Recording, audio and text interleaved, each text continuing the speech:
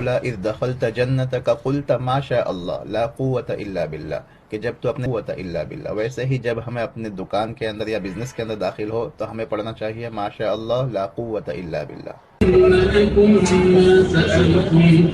ہوگا کہ لے کہا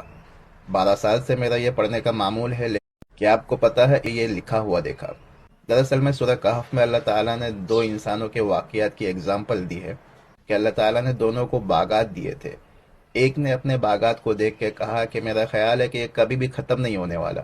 اور اس نے قیامت کا انکار کیا، اور اس نے کہا بالفرض اگر ہمیں خدا کے پاس لوٹنا ہوگا تو میرے پاس دوبارہ یہ سب مال ہوگا، کیونکہ دنیا میں بہت سارا میرے پاس مال تھا۔ اس کے برخلاف دوسرے آدمی نے کہا ولنا ہوگا تو میرے پاس دوبارہ یہ سب مال، باغات کے اندر داخل ہوا تو یہ کیوں نہ کہا ماشاء اللہ لاقو۔ انسان جب اپنے بزنس یا دکان کے اندر داخل ہو تو قرآن نے کیا پڑھنے کے لیے کہا؟ 12 سال سے میرا یہ پڑھنے کا معمول ہے، لیکن پہلی مرتبہ ایجپٹ کی ایک دکان پہ ہونے والا، اور اس نے قیامت کا انکار کیا، اور اس نے کہا بالفرض اگر ہمیں خدا کے پاس لوٹنا ہوگا تو میرے پاس دوبارہ یہ سب مال ہوگا، کے لیے کہا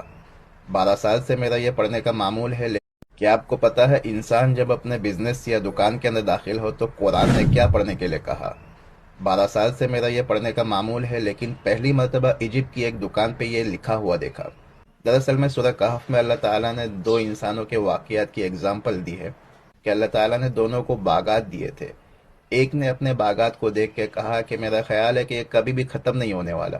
اور اس نے قیامت کا انکار کیا، اور اس نے کہا بالفرض اگر ہمیں خدا کے پاس لوٹنا ہوگا تو میرے پاس دوبارہ یہ سب مال ہوگا، کیونکہ دنیا میں بہت سارا میرے پاس مال تھا۔ اس کے برخلاف دوسرے آدمی نے کہا ولولا اذ دخلت جنتك قلت ما شاء اللہ لا قوت الا باللہ، کہ جب تو اپنے باغات کے اندر داخل ہوا تو یہ کیوں نہ کہا ما شاء اللہ لا قوت الا باللہ، ویسے ہی جب ہمیں اپنے دکان کے اندر یا بزنس کے اندر داخل ہو تو ہمیں پڑھنا چاہیے ما شاء اللہ لا قوت الا باللہ